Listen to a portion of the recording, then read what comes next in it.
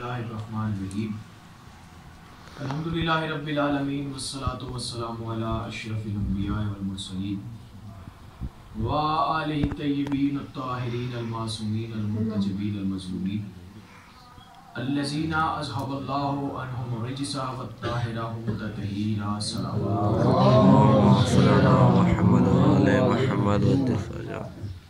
खुदावंद ताला के शुक्रगुजार है कि जिसने हम जैसे गुनाहगारों की ज़िंदगी में एक ऐसा महीना रखा कि जिसमें हम अपने गुनाहों की बख्शिश तलब कर सकते हैं, उस खुदा की तस्बीह कर सकते हैं, उस खुदा को सजदा रेज़ हो सकते हैं और वो गुनाह जो हमसे जानबूझकर या गलती से सरजद हुए उसकी माफ़ी मांग सकते हैं।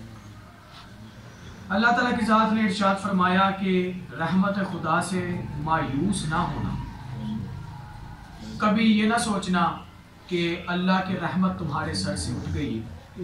कभी भी रहमत खुदा से मायूस ना होना, अल्लाह तमाम गुनाहों का माफ़ करने वाला है। यानी तुम जिस उम्र के जिस मर्जी पहलू में भी एक दफ़ा अगर सच्चे दिल से खुदा की बारगाह की तरफ आ गए और माफ़ी मांग ली, अल्लाह इतना रहमान और रहीम है कि तुम्हें बख्श देगा और माफ़ कर देगा। यकीनन इंसान अपनी ज़िंदगी के दौरे में कभी ना कभी खुदा की बारगाह में आता है और अपने गुनाहों की माफ़ी मांगता है।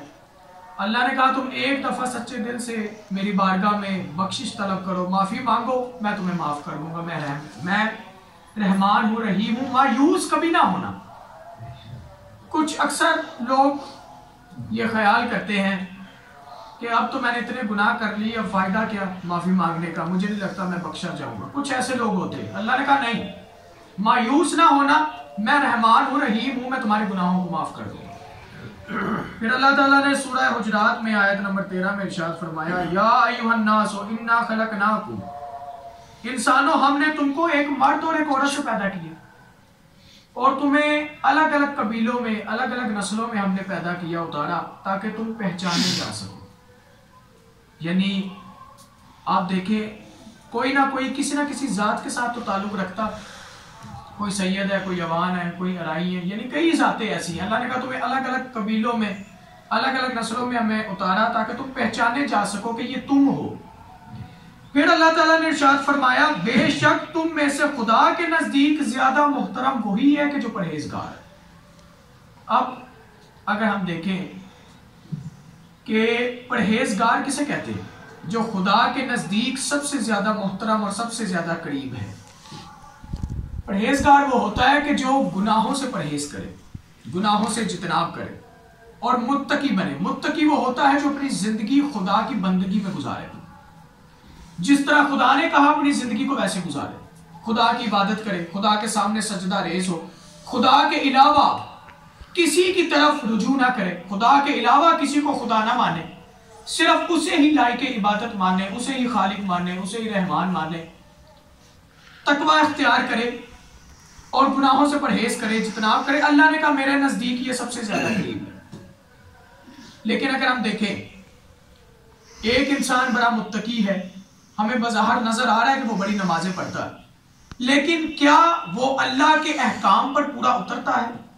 जो अल्लाह ने हुक्म दिया उसे मानता है, शरीयत के मुताबिक चलता है, इस्लाम के मुताबिक चलता है? याद रखिए, सिर्फ मुत्तकी होने का फायदा नहीं है, सिर्फ सजदा करने का फायदा नहीं है, नमाज पढ़ने का फायदा नहीं। एक दफा एक शैतान अल्लाह के अर्श पर गया, उसने इतनी इबादत की कि इतनी फरिश्तों ने इबादत नहीं की। इब्लीस का वाक़या आप सबने सुना। इतनी इबादत की, कहा कि हर कोने पे उसने सजदा किया, अल्लाह को हर कोने पे उसने अर्श पे सजदा किया, इतने फरिश्तों ने नहीं किया। लेकिन अल्लाह जानता था अल्लाह रहमान है, अल्लाह रहीम है, उसकी असलियत दिखाना चाह रहा था। अल्लाह ने आदम का पुतला बनाया, का फरिश्तों इसे सजदा करो, आदम को सजदा करो।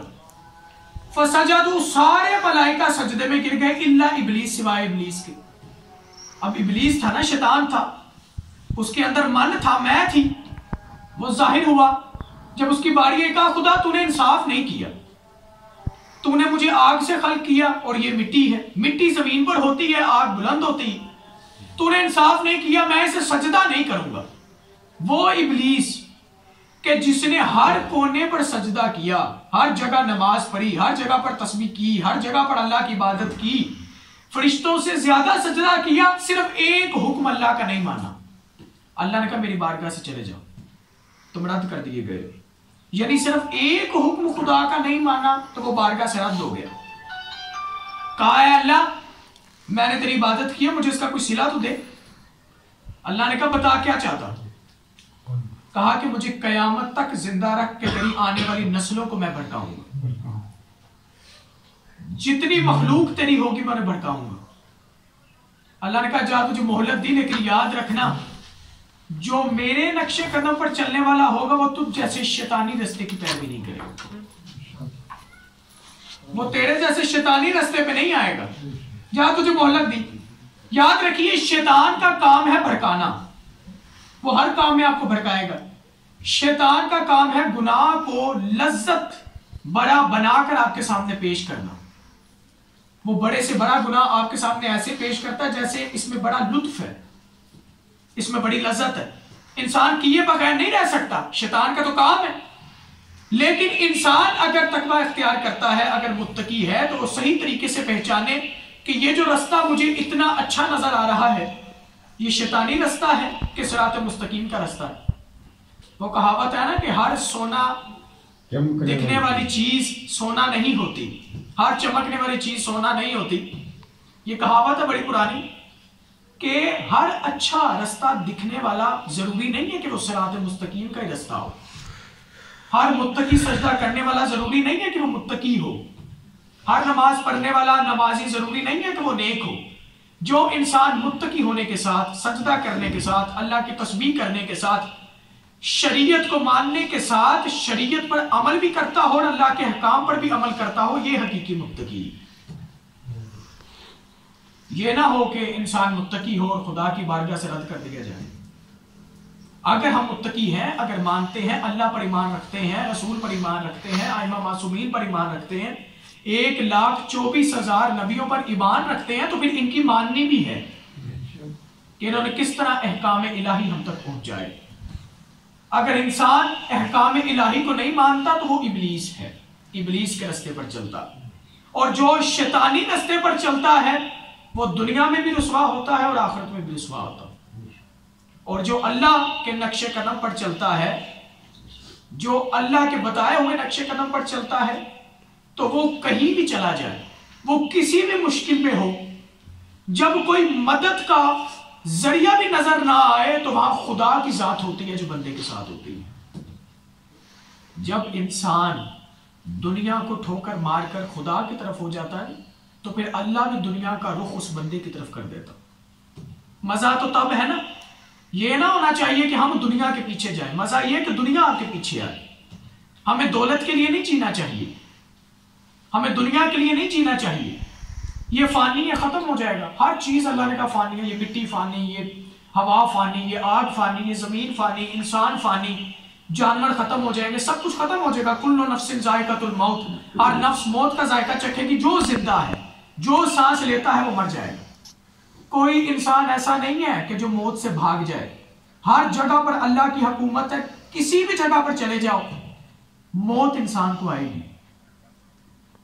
انسان مر جائے گا، انسان ختم ہو جائے گا۔ جب انسان کی صرف یہ حیثیت ہے کہ اس نے مر جانا ہے، مٹی کے نیچے دفن ہو جائے گا، تو پھر یہ انسان غرور کس چیز کا کرتا؟